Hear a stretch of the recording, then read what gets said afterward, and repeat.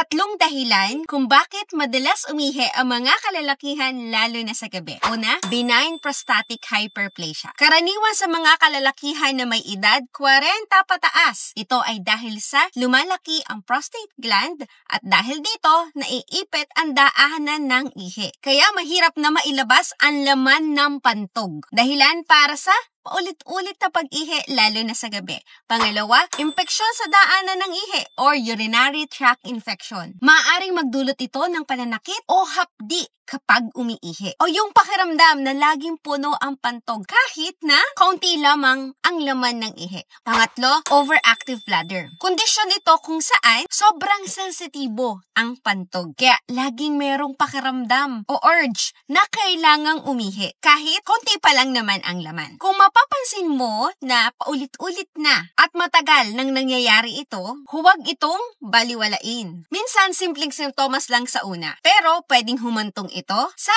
mas seryosong kondisyon. Mag-message ka sa amin or mag-comment ka lang sa video na ito para mas mabigyan ka namin ng tamang gabay.